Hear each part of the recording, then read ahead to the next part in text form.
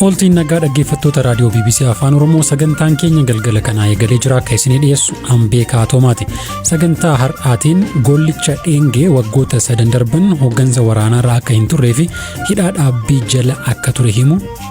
Akkaadaa warri habashaa qumsir jedhu kana mooraa qabsoo keessatti hidhaan dhaabbii narra ga'ee ture. Abbaa warraa fi haadha warraa bultii waggaa 75 booda guyyaa tokko du'aan boqotan. Wal kabajisu sina walii kennanii jaalala guddaa qabu kanaan waaqayyo wal faana isaan fudhatee jedhu.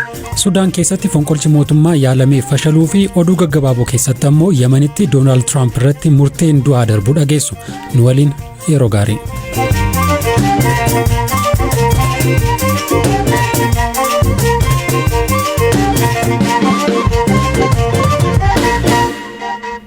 Sudaan keessatti har'a fonqolchi mootummaa yaalamee fashalaa'uu miidiyaaleen biyyattii gabaasaniiru. Sochii waraanaa cimaa magaalaa guddittii Kaartuum keessa tureen daandileen cufamanii akka turanis himameera. Yaalii fonqolcha kana raawwate humnoota pirezidantii duraanii Omar al-Bashiriif amanamoo ta'an raayyaa waraanaa biyyattii keessa jiran ta'uu mootummaan Sudaan himeera. Firaafooliin dhugaasaa dabaltee isinitti himti.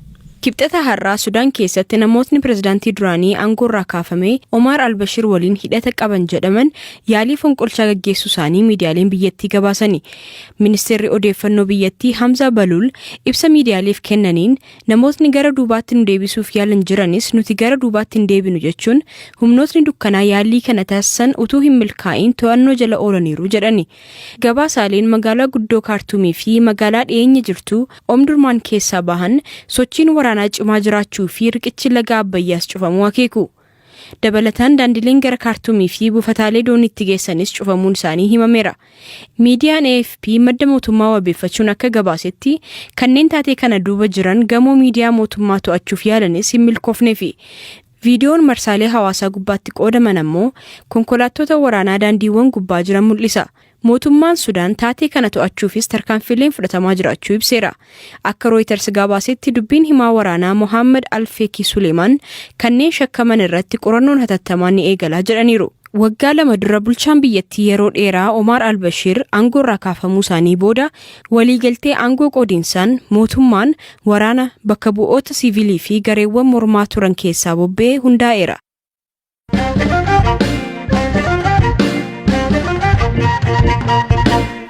Abbaa warraa fi haati warraa jaalalaaf kabajaan waggoota 75 bultiin waliin jiraataa turan guyyaa tokkotti boqotan. Abbaa warraa boqotanii sa'aatii 20 booda haati warraas ka boqotani. Duuta abbaa warraa fi haadha warraa kanaa maatiif ollaa rifaasisullee jaalala wayita lubbuun turan waliif qaban kan mul'isudha jedha gabaasi Habtaamuu Xibabuu ittaanu. Ani du'ee ati immoo ji'atti na dhaqqabda. Kophaa koo hin taa'u naaf gadditee kaatee na dhaqqabda. Haasaan kun kan obbo Giilloo Toleeraa fi aaddee Xuruu Bantii walitti himaa turanidha. Gaa'illi bara 1939 ijaarame jaalala kabaja walamantaa fi ilaaf ilaameedhaan utubame waggoota 75 booda torbee darbe goolabame. Abbaan warraa fi haati warraa godina Shawaa Lixaa aanaa Iluu Galaanitti jiraattota ganda Meettaa Kidaana Miratii turan obbo Giilloo fi aaddee Xuruun garaagartee sa'aa 20 gidduutti lubbuun isaanii godaante. Yeroo kana obbo Giilloon nama umurii waggaa 100 haati warraa isaanii aaddee Xuruu Bantii immoo nama umurii waggaa 90 turan. Ijoollee isaanii 8 keessaa inni quxusuun obbo Abarraa Giilloo waan qaammee 5 bara 2013 uumame ni dubbatu. Qaamni gaashanii sana dhukkubsatan qoonni isaanii dhukkubuma miti akkuma ulfaataa ta'e dhukkuba akkasutti dhukkubaa jedhanii ibsatan miti inuma rafuu nyaatumaaf dhugaatii dhoowweetu maal taatan inni jedhamu homaa jedhu miree lamaanummaa wal fakkaataa haaluma fakkaata. Egaa haaluma salphaa dhukkubsatanii hin fayyadamnedhuma eegne ture. Booda garuu ga'eeraan koo jedhu ture maajariin akka jiru ankoo dhumeera jedhu ture. Haaluma kanaan fayyadamneeruma ta'ee gaasaanoo yeruma waamama isaanii ta'etu sassaabaman. Obbo Giilloo Toleeraa fi haati warraa isaanii aaddee Xuruu Bantii namoota yaadaanis ta'e qaamaan walirraa fagaachuu hin barbaanne ta'uu ollaa fi ijoolleen isaanii himu. Haluma kanaan abbaan warraa fi haati warraa qaammee 5 bara 2013 dhukkubsachuu eegalanii obbo Giilloon torbee darbe guyyaa roobii fulbaana 5 2014 galgala sa'aa 3 fi daqiiqaa 5 irratti boqatan. Wayita abbaan warraa boqatanitti haati warraa dadhabanii fi of wallaalanii turan. Addee xuruu bantii dadhabbii isaaniirraa isin bayyananne abbaa warraa isaanii obbo Giilloo Toleeraa hordofuun sa'a 20 booda kamisa waaree booda sa'a 12 irratti isaanis addunyaa kanarraa du'an boqatan. Ilmi isaanii obbo Abarraa ni dubbatu. Maatii keessatti illee egaa amma nuyi akkuma ta'a jennee deemnidha. Akkasa walirraa hin hafne deemna waa'ee wal jaalatu akkasuma walirraa ammuma kana ta'a jennee nuyyuu bakkatti hin eegamne. Baay'ee naasuu guddaadha kan nutti ta'e. Egaa durallee ammaaf amma waan wal biraallee badaan fagaatanii nama amma deddeessee xinnoo ishii nama rakkisaa kan jiru yaaddoofne ture. Deemee gaggeessaan sana illee akkaataa walirra ta'utti immoo gaafatti immoo yaada isaanii isaanii ture. Waldhageettii kabajaan gafaa naamusaa fi ilaaf ilaamee maatii isaaniirraa barachuu kan himan obbo Abarraa Giilloo sirni awwaalchaa abbaa fi haadha isaanii jimaata darbe fulbaana 7 walfaana gaggeeffamuu nutti himan. Firaa fi ollaa dhiyoo maatii kanaa kan ta'an obbo Baqqalaa Cimdeessaan immoo duuti abbaa warraa fi haadha warraa kunneenii hawaasa keessa gadda uumuu himu. Miira hawaasaas akkana jechuun ibsaniiru. Sababni isaa jaalala guddaa kan qabanidha jedhan qonnaa dubbatanii waan wal kabajanii itti walii kennanii jaalala guddaa qabu. Kanaaf Waaqayyo wal faana isaan fudhatee jedhu. raadiyoo BBC afaan oromooti kan dhaggeeffataa jirtanii gidduutti immoo oduu gaggabaaboon isinitti hima. Gorsaan dhimmoota hawaasummaa ministeera muummee Abiyyi Ahmed Diyaaqoon Daani'el Kibret waraana kaaba Itoophiyaa ilaalchisee yaadni kennan haasaa jibbinsa sabaati waraana waliinii hammeessaa jechuun Ameerikaan balaaleffatte. Diyaaqoon Daani'el gama isaatiin haasaa isaanii dheekkamsa kaase kana keessatti jechi isaan jedhu fayyadaman kan ilaallatu garee shororkeessaa TPLF malee uummata Tigraay akka hin taane AFP'tti himaniiru. Filannoo fulbaana 20 bara 2014 akka lakkoofsa Itoophiyaa naannoo Somaaliyaatti godhamu keessaa dabalataan paartiileen 2 Izemaa fi paartiin bilisummaaf walqixxummaa of baasuu isaanii beeksisan. Adda bilisummaa biyyaalessaa Ogaadeen ONLF filannoo kana keessaa dursee of baasuu ka beeksise yoo ta'u, boordiin filannoo biyyaalessaa paartiileen kunneen filannoo keessaa of baasuun isaanii rakkoon inni fidu hin jiru jedhe. Jarmiyaan mirga namoomaaf falmu Amnesty International Eertiraan hidhamtoota siyaasaa 21 waggaa 20 dura hiite achi buuteen isaanii hin beekamne akka gadhiistu gaafate. Fulbaana 2001 keessa mootummaan biyyattii miidiyaalee walabaa irratti uggura gochuun gaazexeessitoota 10 fi namoota siyaasaa ifatti pirezidaantii Isaayyaas Afeworqii qeeqan 11 nageenya biyyaalessaaf yaaddoodha jechuun erga hidhee booda kanneen hidhaman gonkumaa himatni irratti hin banamne eessa akka jiranis hin beekamu jedhe Amnesty International. Manni murtii hidhattoota Huutii Yemen pirezidaantii duraanii US Donald Trump fi ilma mootii Saawud Arabiyaa Mohammed bin Salmaan dabalatee namoota 7 bakka isaan hin jirretti adabbii du'aa irratti murteesse. Namoota isaan waliin himataman 9 ammoo addabaabaayii magaalaa sanaatti du'aan adabeera. Namoonni kunneen qondaala olaanaa Huutii ka turan Saalii Al-Samaadi fi qondaalota biroo 6 ajjeesan jechuun himatamani.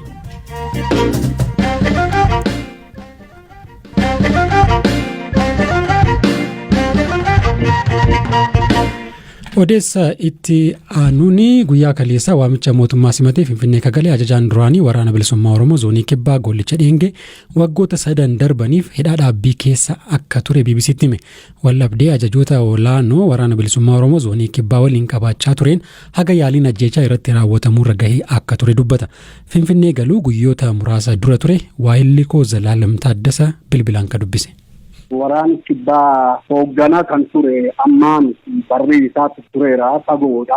Egaa inni barxiyoo kun Gollichatti hoogganaa haa jedhamee karaa miidiyaa irra akka meeshaa propagaandaa ololatti dhimma haa ba'amu malee Gollichi waggaa 3 har'aa jechuun 2017 irraa kaasee zoonii kibbaa walumaa galatti zoonii kibbaa keessatti wanti hojjetamu wanti raawwatamu hojiin rogu hundaa kan dila waliigala karaa jaalgollichaatiin quba qabaatame osoo hin oofamne miidiyaa ofirratti jaalgollichi hoogganaa ta'e jedhanii suura xiyyaasa barreeffama gargaraa walitti maxxansanii editing systemiin miidiyaa fuul miidiyaa addunyaatiif waan adda addaa irratti kana fidanii malee dugdi kiyyu duubatti da'oo godhatanii waan adda addaa raawwatanii waan ta'eef inni kunini eenyummaa koofis malu anaafis malu kan jedhu ture isuma kan waliin ammoo dhiibbaaleen adda addaa yeroo adda addaa zoonuu kibbaa keessatti hangi even sadarkaa ajjeechaa yaalii ajjeechaa narragaa'ee ture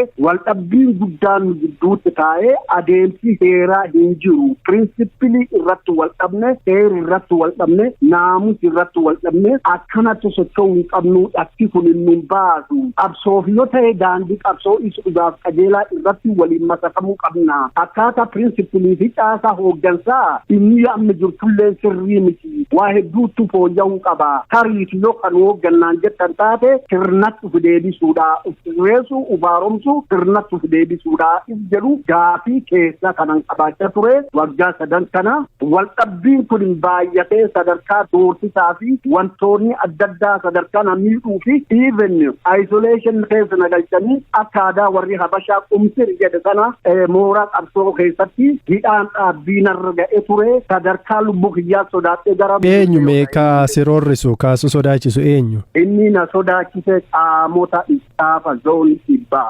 qondaalota ol'aanoo zoonii kasi waliin hoogganaa turan kasi waliin qabsaa turan jechuudha isaanuma gollichi waraana kan akka hoogganuuf gaafatamee ofumaan didee kan jedhuun dhagaye waan kun dhugaadha ofumaan diddee inni jedhu waa tokko jibbituus jaalattus dhiibballee si jibbisiisuu danda'a dabni namis godhullee si jibbisiisuu danda'a diddee jirtaa gaafatamtee jirta yoo adeemsi heerraa hin jirre yoo adeemsi seerraa hin jirre yoo ilaameen hin jirre yoo murni tokko callaan yaadaa fedhuu fi impoozina mirraattu godhee blind hold nam godhee gar fedhetti nama deemkay ka garri nam deeman sun ammoo fuul duraaf darni fagoo nam hin geessin yoo ta'e obboleessan keenya gorsisaa ikkisiisaa yoo sin dhageenne tan akkam gootre waraanni keessan jalqaba mootummaan yeroo waamicha godhee kaane galanii ture hidhannoo hiikkatanii yeroo sana qabsoo ilaalcha sanatti ni amanta ture moo qabsoo hidhannoo kanatti amanta tureeti jalqaba kun gaafii kun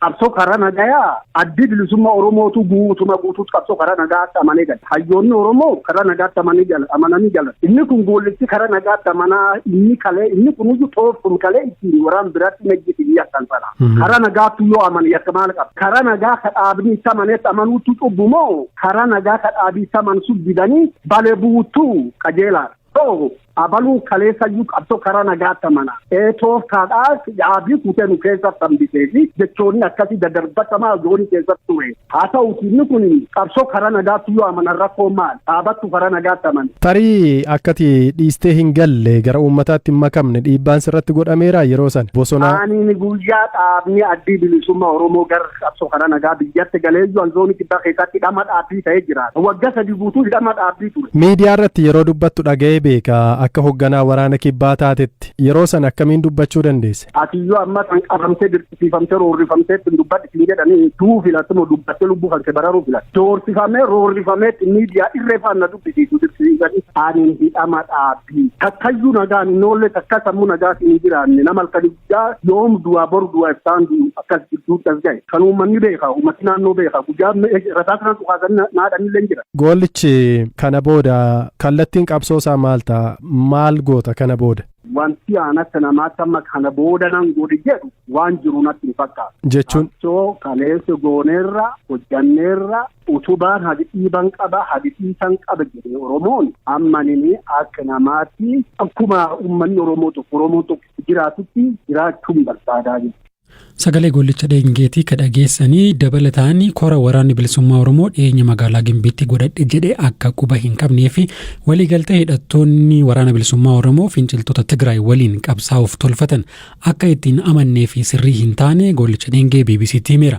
Himannaa gollicha dheengee kanarratti ajajaa itti aanaa waraana bilisummaa Oromoo fi ajajaa zoonii kibbaa Gammachuu Abbooyyeerraa deebii argachuuf yaaliin goone hin milkoofne. Haa ta'u malee waraanni bilisummaa Oromoo ibsa dhimmicha irratti kaleessa baaseen gollicha dheengee sababa rakkoo fayyaatiin hooggansarra akka hin turre ibse rakkoo fayyaa isa mudatetti dhimma bahuun mootummaan ololaaf itti fayyadamaa jira jedheera. Dhaggeeffattoota keenya sagantaan keenya galgala har'aa asuma irratti goolabamaa odeeffannoowwan dabalataaf marsariitii keenyaa fi fuula feesbuukii keenya akka daawwattan isin affeerra. Boor sagantaa wal fakkaataa walitti deebina. Har'aaf nagaan bulaa.